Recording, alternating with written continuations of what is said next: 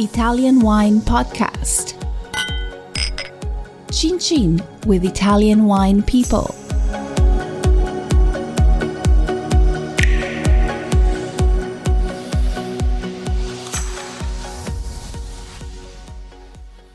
Hello, welcome to the Italian Wine Podcast. This is Monty Waldin.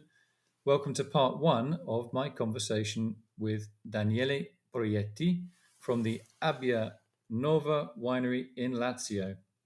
Welcome. Where in Lazio are you, or is the vineyard? It's a little town, so it's the south of Lazio, but north of Frosinone province, near Rome province. And the town is called Piglio, and is the first red DOCG appellation of our region. We obtained it in 2008. We mainly produce wine from this ancient wine grape, which is called Cesanese. And then we have other ancient wine grapes that now me and other producers are trying to, regain and try to check if they are good for wines of modern times. Were the vineyards in your family, or did you personally buy them? All the vineyards came from my family properties, especially my grandfather and brother of my grandfather and my uncle. I can say that my uncle was one of the most important person in the history of our family, because he started in 1981 to replant some vineyards in our family fields and then buy other vineyards in some good places, some good crews, as the tradition wants here. And he was the one who restarted the ancient tradition of making wine in my family. So why was he so passionate about it? I mean, was it always a wine growing family, or was he a businessman and he was successful and he decided he wanted to enjoy wine and these great varieties? My passion about wine grew up when I was at university, because I started studying agriculture, agronomy in Parma University and then in Viterbo. About my family and my uncle, they were involved in wine as everyone here in Piglio. There's a lot of parcels, so it's really hard to find great properties here. So every citizen here is involved in viticulture. And our passion started in a similar way as other people who are making wine now here in this town. And I can underline that my uncle was the one who started the new refreshing passion about making wine, because he had another job, and during the weekends he started as a kind of hobby of the weekend, but he was passionate about wines because he had a job who brought him everywhere in Italy. So he started checking the renewal of Tuscany during the 80s, and he tried to bring in Piglio this new passion. But we have also to consider that there was a great transformation of this place when something happened in the early 90s. Because I remember in that period there were only two social wineries here in Piglio, and probably two producers, so only four wineries. In the early 90s arrived here a man, probably you know the man, his name is Andrea Franchetti, and he checked in some of our old vineyards and the old vineyards of another winery that is located in Anagni, which is one of the town of the appellation. He selected the best grapes of Cesanese da Filo, which is the wine grape we cultivate from the ancient times, and he planted it in Tenuta di Trinoro in 1995, 3 hectares at 10,000 plants per hectare. And he sold this beautiful wine for 3 vintages, 1997, 1999 and 2001. It was called Cincinato, and it was 100% of Cesanese da File made in Tuscany. Then he decided to cut the vineyards, but those wines arrived on the market at 90 euros. And it was a period when the 4 wineries sold wines at 3 years or 2 years per bottle. And everything changed from that period. Then there was a second revolution about the late 90s, when the organic movement arrived here, and there was a second revolution about the way to read the wine grapes we work with. So it's yeah, I mean Lazio, because it's the capital city. Rome is in your region. It is often seen as an area of bulk wine, of huge production, not much quality. You don't have to try too hard because we know we'll sell all of the wine cheaply to tourists, etc. Has that mentality changed? Unless I think that this mentality changed in the last 7, 8 years. And I have to consider that there's still a lot of wine which is sold as bulk wine all around the world.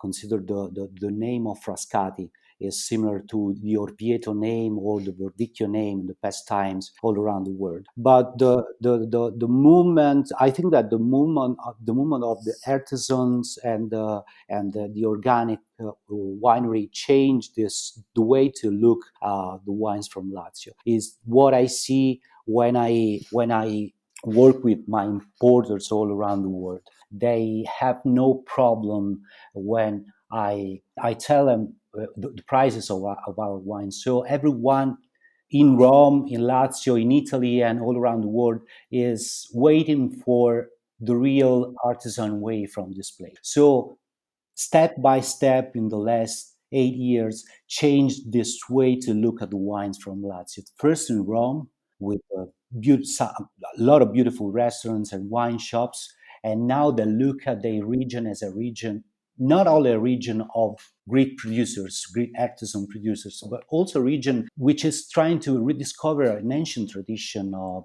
wine grapes. Consider that Lazio, I'm not sure, but probably Lazio owns 150 original wine grapes, and almost 70% of them are still not discovered.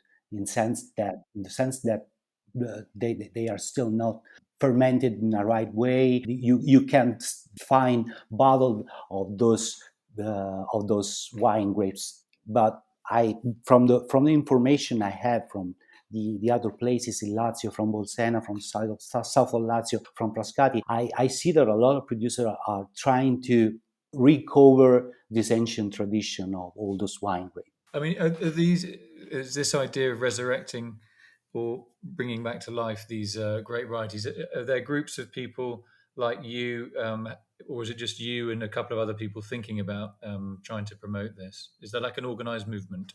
Is not official, it's not an official movement, but everyone knows each other, and a lot of us work together to promote our wines. So as an example, if I have an importer in UK and another importer call me, it's normal that I call my friends and try to check if this importer is good for you and you is good for this importer. So it's a kind of subterranean movement with no official institution. I mean, you are sort of partly associated with natural wine as well. Does that go hand in hand? The idea of preserving tradition, preserving local grape varieties, and also making the wine and looking after the land in the best way possible. It seems to be like a whole sort of movement, right? Yeah, it's also because, as I said before, when the organic movement in the early and then in the late 90s arrived here, everyone was so personal in checking what could what could be the best way to make natural agriculture here. So, for example, here in Piglio, there are a lot of winery in biodynamic, a lot of winery in Fukuoka method agriculture, and other wineries in agro homeopathy agriculture.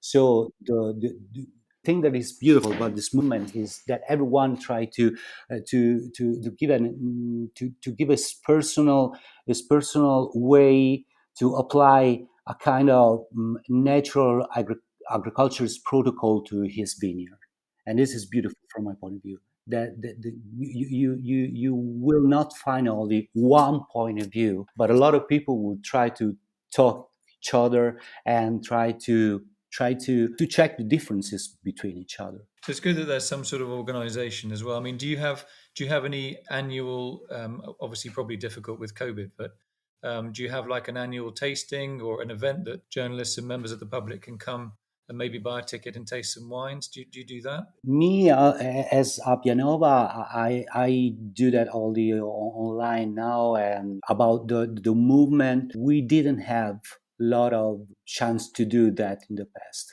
So we need to organize more to promote our wine together. And this is what we are talking about for the future. But is this about Lazio in general or just Piglio and the area around Piglio? Piglio area, but also Lazio area with other producers. And into Umbria as well, or are they a little bit separate? Yeah. Okay, so it's just you guys. And what other native grape varieties, maybe outside of your zone? If I come down to Lazio to visit you, and we can't try your wines, but you can only serve me wines from the rest of Lazio or Latium, what are your favourite varieties or wine styles that you would try and show me that you like? About my winery or in general in Lazio? No, in general, in Lazio, in generale. I think that the if we're talking about Lazio, the Bolsena area is really good. So the Aleatico and the interpretation of the Aleatico on that volcanic sandy soil is really beautiful by a lot of producers, just like Le Coste or Joy Cullo or Andrea Occhipinti. Then if you move to the Castelli Romani, so the Frascati area, now there are two or three wines that are really, really good. The first that I have in mind is Sassopra or Cantina Ribera. And then you have to move south to Piglio. Names that I could tell you about the varieties is in general here Cesanese, with names just like Maria Berucci or Mario Maciocca or La Visciola.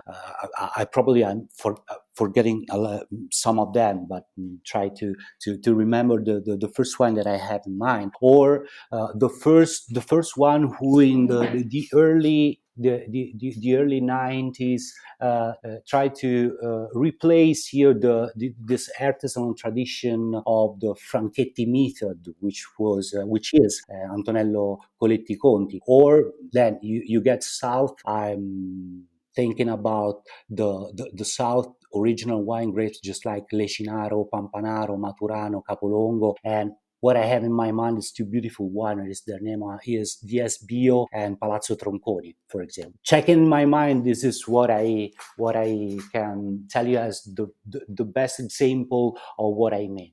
Okay, let's go back to Piglio. Tell us about the wines that you make.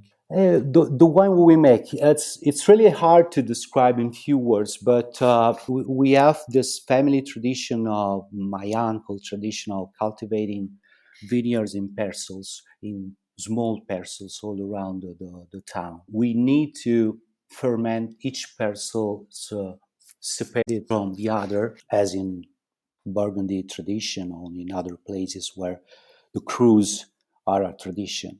And this is my first aim. So I also built my winery trying to spare every vat and every single material of the vats that I have, from jar to cement to steel, to give to the wine of a parcel the soul of the wine grape. Now I have about 15 parcels, so 15 different crews, not only covered by vineyards. 5 are covered by vineyards, so are my 5 crews. And then the other parcel are used for olive oil and other culture that I use to cultivate, just to regain the energy also in the vineyard. So I used to do a lot of horticulture in the other places. I used to plant clover or broad bean in the vineyards and in the olive oil fields, just to create an energy balance all around those terrestrial island I have. What's called cover cropping, if anybody hasn't understood. It's you're doing a sovesci, giusto? It depends. It depends. It depends. It depends. The green manure, I do green manure only in the first year when I plant a vineyard. So I mean the green manure when you also break the soil. I used to do after the balance in the vineyard is created, I used to do only mowing, so only mowing cover crop by clover or by broad bean or by mustard. It depends. Each year depends. The climate changes. So when I plant a vineyard, I used to do a sovescio. So I used to do green manure. But when the vineyard is balanced, I try to live, as Fukuoka said, I try to live in a free way, also in a pruning way, because I used to do a kind of soft pruning, try to let free all the wild plants, the wild herbs, and the vineyards. But you mentioned mustard, which is a good disinfectant. What was the other two that you mentioned for your cover crops? The clover, the trifoglio, the clover, and the broad bean, the fava. Also for nitrogen as well. And the clover is also for beneficial insects because it flowers as well. So sorry about that. I just had to make everybody clear what we're talking about. So you're quite an interesting guy because you make natural wine, you use organic techniques, you think in a kind of a biodynamic way, and you are also collegiate, meaning that you don't want to be acting on your own. You want to have a group to mobilize other people to change their farming or improve their farming so that you can preserve both the environment and also your local grape varieties. Is that correct? About us, the thing is that me and my cousin used to create an intersection between the biodynamic and the Fukuoka method and also the homeopathy. Then, if you mean also that there is the things that we talked about before, the movement, I saw that also a lot of people who only owns vineyards and sell grapes to the social winery had changed in the last year their way to approach to the vineyard with a natural approach. First, starting with a simple biological approach. We also tried to create it, about 6 years ago, a bio district, just like the one in Panzano in Chianti, because we all have a collaboration with Ruggero Mazzilli, which is a teacher about the nature, as we say in Italian, as he said, the agricoltura naturabile. It means not natural agriculture, but an agriculture which tries to go to the nature. And we created a bio district, and this is the probably the reason why other people here move to a bio approach, even if they are not winemaker. About our approach, we try to research. We try to research for a lot of years. We read and we made a lot of courses about biodynamic. We read a lot about Rudolf Steiner because we wanted to go deep into his philosophy. So not only reading his impulse for agriculture, his conferences in Koblenz in 1924, all his books about philosophy, about anthroposophy, but also we wanted to link it with the seeds that we saw in the natural movement by Fukuoka. So the way to get the domestic plants live together with the wild plants. And this is probably this intersection that it's our actual research.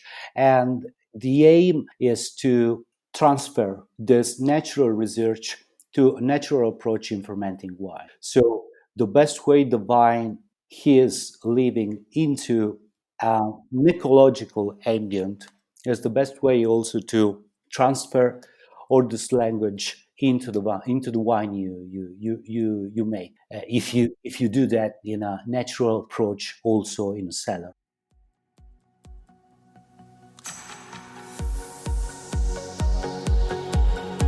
Listen to the Italian Wine Podcast wherever you get your podcasts. We're on SoundCloud, Apple Podcasts, Himalaya FM, and more. Don't forget to subscribe and rate the show. If you enjoy listening, please consider donating through ItalianWinePodcast.com. Any amount helps cover equipment, production, and publication costs. Until next time, cin cin.